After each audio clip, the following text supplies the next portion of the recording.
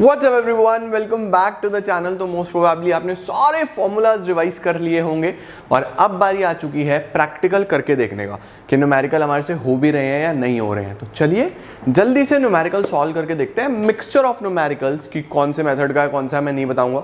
General mixture of numericals try करते हैं और फिर देखते हैं हमारा आंसर सही आ रहा है या नहीं आ रहा है। Let's begin.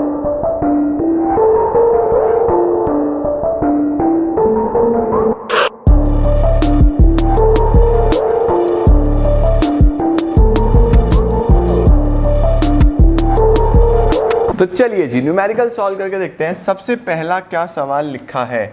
सबसे पहला सवाल लिखा है from the following data calculate GVA at FC। GVA at FC हम लोग को कैलकुलेट करना है। अब आपको यहाँ पे दिखाई दिया सेल्स, ठीक है, change in stock, purchase of raw material.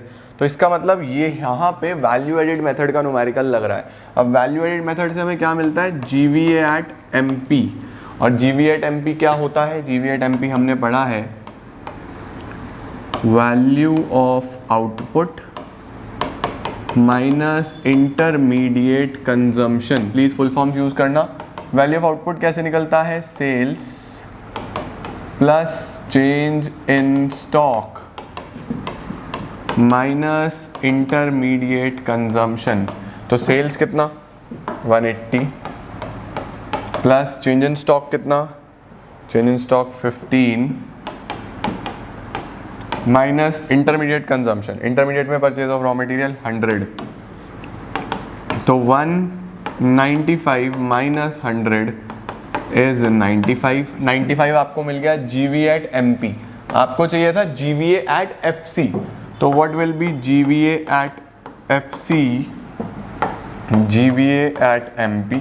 देखो GVA सेम है, बस मार्केट प्राइस से फैक्टर कॉस्ट पे आना है। तो मार्केट प्राइस से फैक्टर कॉस्ट पे आने के लिए क्या करना पड़ता है? Minus NIT। 95 minus NIT, IT minus subsidies. IT तो नहीं है, सब्सिडीज है बस 10, ठीक है। तो NITs IT minus subsidies 0 minus 10। तो 95 माइनस माइनस 10, तो आंसर विल बी 105। इस तरीके से लिख के आएगा रुपीज़ 105 करोड़। पूरा लिख के आना, rupees 105 crore answer.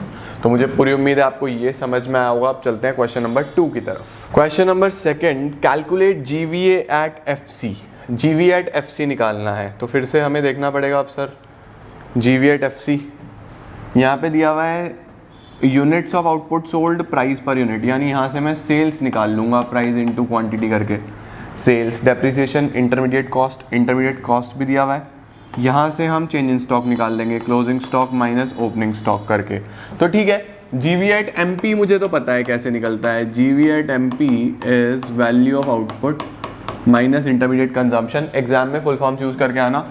Value of output sales plus change in stock minus intermediate consumption. Sales कैसे निकलेगा? फिलहाल मैंने 1000 यूनिट बेचे हैं और 30 रुपए का एक है, तो 30,000 की तो सेल्स हो गई। Change in stock closing minus opening. Closing stock 3000, opening stock 2000, तो 1000 का ये आ गया। Minus intermediate consumption. Intermediate consumption आ गया आपका 12,000 रुपये। तो 31,000 माइनस 12,000। 31,000 माइनस 12,000 कितना आ जाएगा? 31,000 माइनस 12,000 19,000। 19,000 रुपीज़ का GVA MP आ रहा है। अब मुझे निकालना है GVA FC। तो GVA FC चाहिए। अभी मैं GVA एट MP पे हूँ। मार्केट प्राइस से फैक्टर कॉस्ट पे आने के लिए minus NIT 19,000 minus IT minus subsidies. IT GST given है 6,000, सब्सिडीज नहीं है तो 0। तो 19,000 माइनस 6,000 विल बी रुपीज़ 13,000। जो भी यूनिट्स होगा वो लगा देना, लैक्स होगा तो लैक्स लगा देना, करोड़ होगा तो करोड़ लगा देना। ये आंसर आ गया। क्वेश्चन नंबर 3 पे चलते हैं। Question number 3, calculate national income. आपको नेशनल इनकम निकालने को बोल रहा है। नेशनल इनकम का क्या मतलब होता है? नेशनल इनकम का मतलब होता है NNP एट FC। अब आपको कंपोनेंट्स देखने पड़ेंगे पहले कि कौन से मेथड के कंपोनेंट्स गिवन है। तो मुझे वेजेस दिख रहा है, COE दिख रहा है, gross domestic fix capital formation, ये ऑपरेटिंग सरप्लस मिल गया। सबसे बड़ी बात, ऑपरेटिंग सरप्लस मिल गया बेटा जी। ऑपरेटिंग सरप्लस का मतलब P plus R plus I, मैंने बताया ना RIP, ये तो गिवन है। तो इनकम मेथड से ये आसानी से हो जाएगा मुझे ऐसा लगता है। तो चलो शुरू करते हैं। इनकम मेथड से हमें क्या मिलता है, NDP at FC। NDP at FC is profit, rent and royalty, interest, mixed income और COE, है ना। ये प्लीज आप फुल फॉर्म्स यूज करना, एग्जाम में ऐसे मत लिख के आना please, it is a request. Profit कितना पता नहीं, लेकिन ऑपरेटिंग सरप्लस पता है 5000, यानी इन तीनों का जो सम है वो 5000 आ गया। मिक्स्ड इनकम 16,100 एंड COE, क्या COE गिवन है, हाँ जी COE गिवन है 13,300। अब देखो बच्चे क्या गलती करते हैं बेटा, जब COE 13,300 गिवन है तो फिर इस वेजेस का कोई काम नहीं है, अलग से ऐड मत कराना, बच्चे इसको जोड़ आते हैं। बेटा जब COE है तो इसके अंदर ऑलरेडी सब कुछ इंक्लूडेड होगा, ठीक है। आपको बस अपने कंपोनेंट्स ढूंढने हैं, आपको मिल गए फिर ज़्यादा टेंशन नहीं लेनी। चलो 5,000 प्लस 16,100 प्लस 13,300, 34,400। NDP FC आ गया, हमें NNP FC चाहिए। NNP एट FC, आपके पास NDP एट FC आ गया। अब देखो नेट और नेट सेम है, डोमेस्टिक से नेशनल, डोमेस्टिक से नेशनल, मैं अभी डोमेस्टिक पे हूँ, मुझे नेशनल वैल्यू चाहिए, तो क्या जोड़ना पड़ेगा, NFIA जोड़ना पड़ेगा। अभी बताए थे ना फॉर्मूलाज, PP सेम है, FC सेम है, बस खत्म। 34,400 NFIA है क्या, net factor income from abroad, ये रहा, 300 रुपये जोड़ दो। तो this will be 34,700 crore. Answer ₹34,700 crore answer. Question number 4 पे चलते हैं। क्वेश्चन नंबर 3 हो गया। क्वेश्चन नंबर 3 के बाद 5, 6 और फिर 6, ओके। ये 4, 5 है गाइस, ठीक है, दिस इज 4, 5। चलो अब यहाँ देखते हैं क्या है। 2 क्वेश्चन है। सबसे पहले इसने कैलकुलेट करने को बोला GNP एट MP निकाल के दिखाओ, ठीक है। डोमेस्टिक इनकम दिया हुआ है, NDP एट FC दिया हुआ है, अरे वाह, ये 2 मार्क के लिए क्वेश्चन है। GNP एट MP निकालना है, ये निकालना है, और NDP एट FC गिवन है, ये कितना है जी, 3200। अब देखो मुझे ग्रॉस वैल्यू चाहिए, मैं नेट पे हूँ, तो नेट से ग्रॉस पे कैसे आते हैं, नेट से अगर ग्रॉस पे आना हो तो प्लस डेप, डोमेस्टिक से नेशनल पे आना हो तो प्लस NFIA, PP सेम है, फैक्टर कॉस्ट से मार्केट प्राइस पे आना हो तो प्लस NIT, ये हमें करना पड़ेगा। डेप्रिसिएशन है, ये रहा 400, NFIA net factor income to abroad है ये तो, यानी कि दिस इज फीटा, factor income to abroad. FIFA नहीं है तो ये नेगेटिव में ले लो बस, है ना, ये नेगेटिव में वैल्यू आ जाएगी आपकी -50, NFIA -50 plus NIT IT minus subsidies, बस IT दिख रहा है मुझे यहाँ पे 70, तो 70 माइनस 00, बस वैल्यू निकाल दो। 3200 प्लस 400 3600, 3670 माइनस 50 3620 आ जाएगा। 3620 करोड़ आंसर, ये आ गया 3620 करोड़। पहले का आंसर तो ये आ गया। अब दूसरा देखते हैं, सेकंड क्या था, आपको कैलकुलेट करना है डेप्रीसिएशन, सब्सिडी और NDP एट FC, 3 चीज़ें निकालनी है, डेप भी, सब्सिडी भी और NDP एट FC भी। चलो सबसे पहले तो मुझे अब ये बहुत सारे 1 2 3 4 मुझे एग्रीगेट्स दिए हैं। डेप्रीसिएशन किसके बीच का डिफरेंस होता है, ग्रॉस और नेट के बीच का, है ना। Depreciation is the difference between gross and net. तो आपको ये देखना है कि बस ग्रॉस और नेट वाला, मतलब क्या कोई 2 कंपोनेंट बिल्कुल सेम है।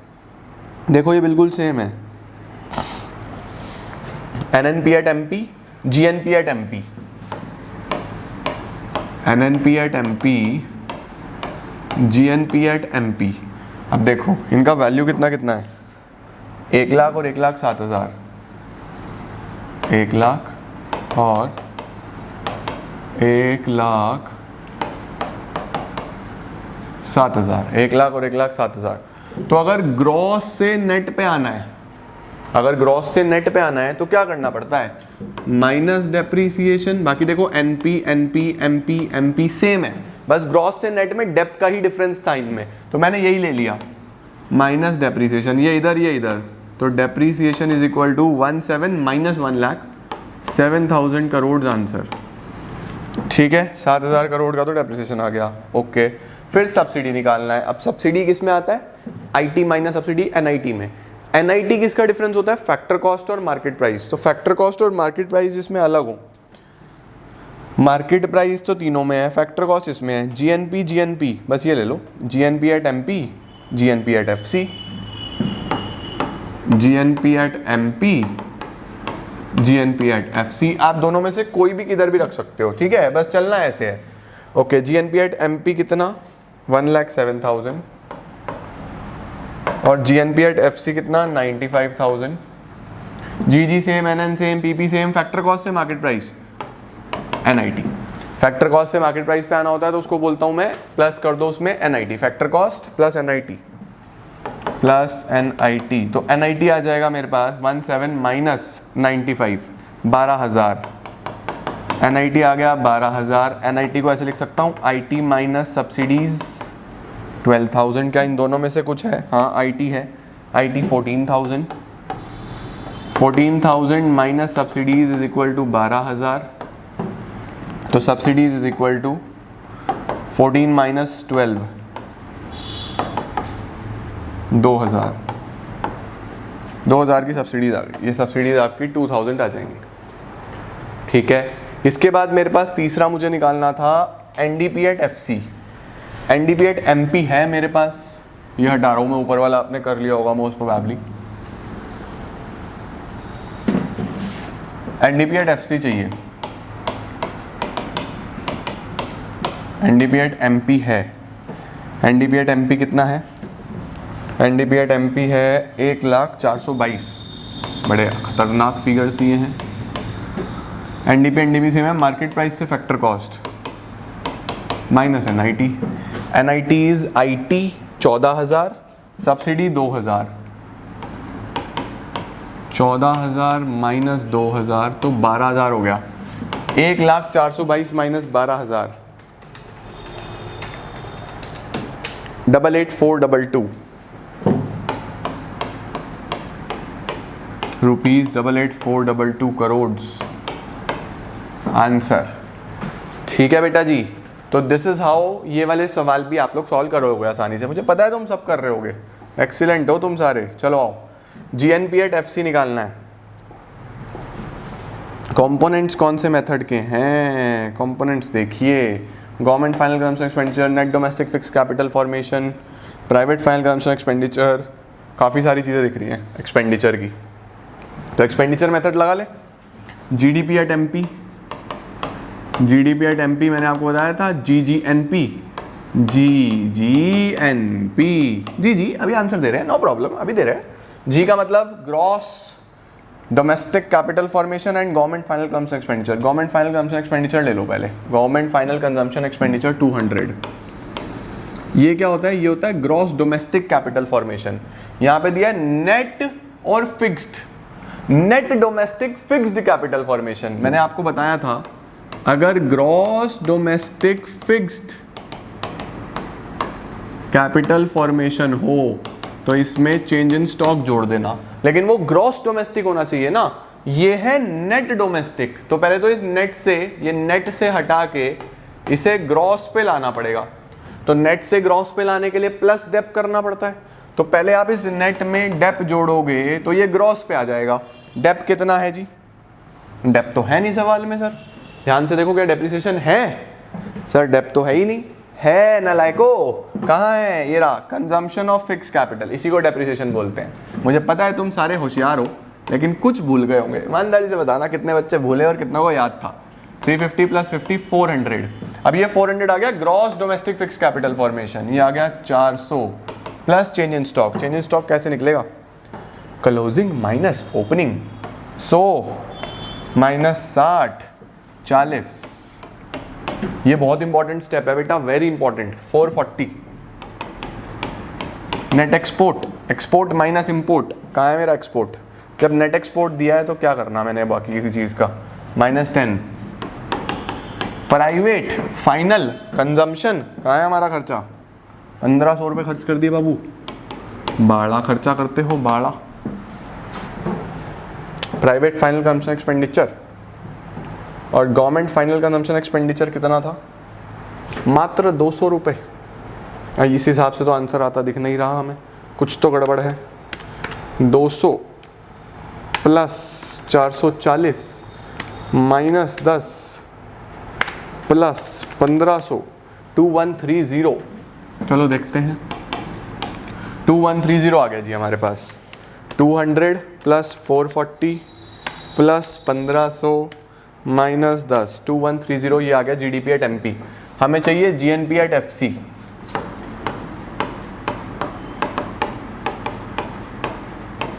जी सेम है, डोमेस्टिक से नेशनल आना है तो एनएफआईए जोड़ दीजिए। पीपी सेम है, मार्केट प्राइस से फैक्टर कॉस्ट आना है तो माइनस कर दीजिए NIT. GDP at MP 2130 plus NFIA. Net factor income from abroad है क्या बाबू? Net factor income from abroad, net factor income from abroad -30, लो जी। और NIT IT minus subsidies, NIT net indirect taxes 40। तो ये तो 2060 करोड़ हमारा आंसर आ रहा है। मोस्ट प्रोबेबली यही होना चाहिए, 2060 करोड़। बहुत अच्छा इम्पॉर्टेंट सवाल है, इसको ध्यान से देखिए, 2-3 बार करना इसको, ठीक है।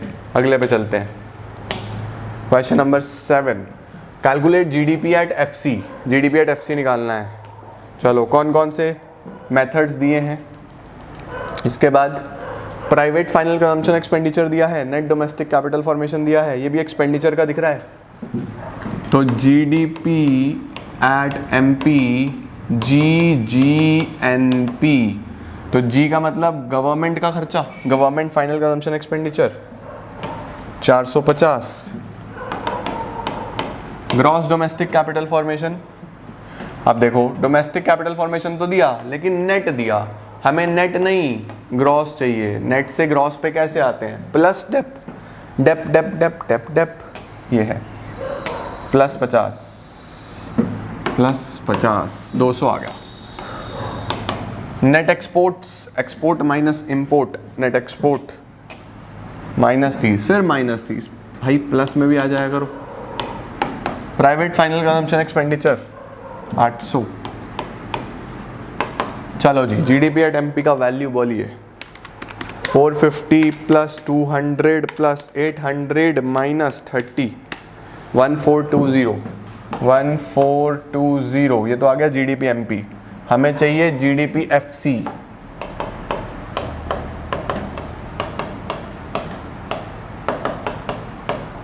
जीडीपी तो सेम है, बस मार्केट प्राइस से फैक्टर कॉस्ट जाना है। मार्केट प्राइस से फैक्टर कॉस्ट पे जाने के लिए माइनस एनआईटी करना पड़ेगा। एनआईटी है क्या हमारे पास? एनआईटी है 120। अरे वाह, ₹1300 करोड़, करोड़ों की बातें हो रही हैं, सीधा सीधा आंसर, ठीक है। बहुत अच्छे, आ जाओ जी, अब तुम्हें कराता हूँ कुछ और सवाल बढ़िया बढ़िया। कैलकुलेट ऑपरेटिंग सरप्लस, कह रहा है सर ऑपरेटिंग सरप्लस बता दो। हैं, ऑपरेटिंग सरप्लस तो सर ने बताया था कि operating surplus R plus I plus P, पर यहाँ तो I है, रेंट एंड रॉयल्टी है, प्रॉफिट तो है ही नहीं। तो क्या मैं 400 प्लस 300 700 आंसर लिख दूँ? प्रॉफिट नहीं है तो 0। यहाँ नंबर कटते हैं बेटा।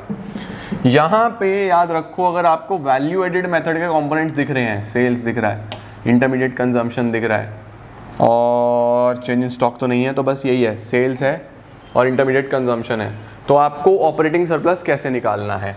देखो यहाँ पे आप सबसे पहले जीवी एट एमपी निकाल लो।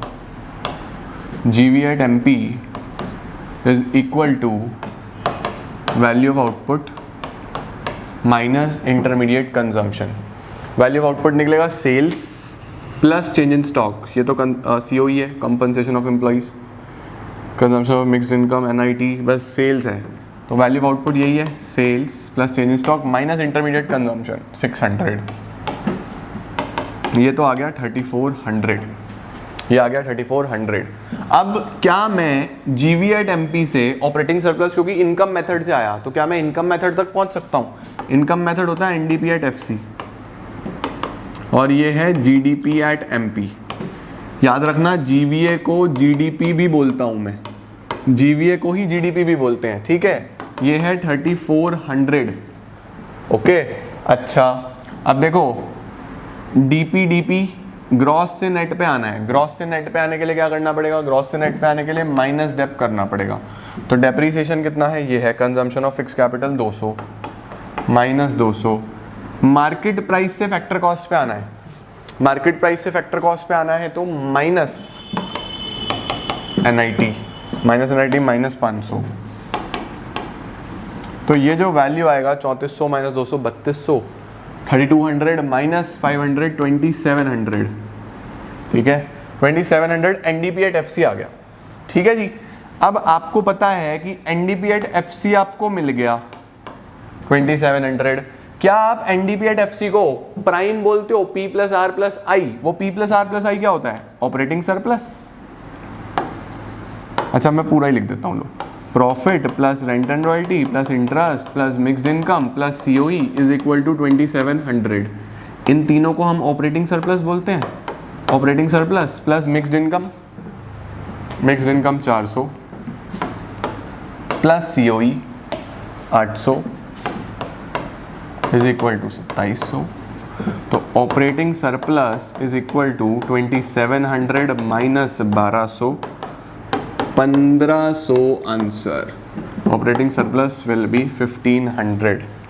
ऐसा करना है ये, समझे? तो कभी भी ऐसे कंपोनेंट्स दिख रहे हो आपको तो ऑपरेटिंग सरप्लस निकालने के लिए पहले GV@MP निकालना वैल्यू एडिट से, फिर वहाँ से NDP@FC पे चले जाना और फिर उसको सॉल्व कर लेना इस प्रकार से। ये क्वेश्चन बहुत कम देखने को मिलेगा बट एग्जाम के लिए हो सकता है कि आ जाए, तो अच्छे से इसको करो, ठीक है। चलो एक और ट्राई करोगे, सेम टू सेम ऐसा ही। ये लो, दिस इज योर होमवर्क। आप लोग कोशिश करो इसको। ऑपरेटिंग सरप्लस निकालना है, वैल्यू ऑफ आउटपुट दिया हुआ है, ठीक है, और परचेज ऑफ रॉ मटेरियल यानी इंटरमीडिएट कंजम्पशन दिया हुआ है। बाकी ये सब दिस इज योर होमवर्क। मुझे कमेंट सेक्शन में बताना कि आंसर मैच हुआ या नहीं हुआ। 24,000 इसका आंसर आ रहा है, ओके। अच्छा इस तरीके का फॉर्मूला अगर आपको ऑपरेटिंग सरप्लस का देखना हो तो देखो, operating surplus RIP, NDP@FC prime. NDP@FC को हम operating surplus plus mixed income plus COE भी दिख सकते हैं। तो operating surplus is equal to NDP@FC minus mixed income minus COE। तो ऑपरेटिंग सरप्लस का फॉर्मूला क्या रख दिया मैंने, देखो इस तरीके से।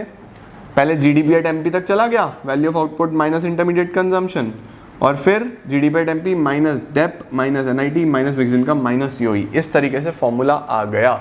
बट तुम लोग फॉर्मूला में कंफ्यूज मत होना, मैंने आपको बता दिया, स्टेप्स फॉलो करो। क्या स्टेप्स हैं? पहले वैल्यू एडिड मेथड से आप GDP/MP तक पहुंच जाओ। GDP/MP के बाद आप सीधा सीधा वहां से NDP/FC पे जाओ और NDP/FC में वैल्यूज रख दो, ठीक है। This is how these things can be solved. और ये आपका होमवर्क है, ये वाला क्वेश्चन। और मुझे पूरी उम्मीद है कि आपको चीज़ें क्लियर हो जाएंगी। I am gonna see you all super soon guys. Hopefully सारे न्यूमेरिकल आपने करे होंगे। अच्छे से प्रैक्टिस करो न्यूमेरिकल्स की। आज पूरी रात बैठ के अच्छे से प्रैक्टिस करना। जो बच्चे रात को पढ़ते हैं, जो सुबह पढ़ते हैं वो सुबह उठ के कर लेना। कल हम काफ़ी कुछ करेंगे, ऑलमोस्ट नेशनल इनकम पूरा कर देंगे। Thank you so much everyone, all the best. I am gonna see you all super soon.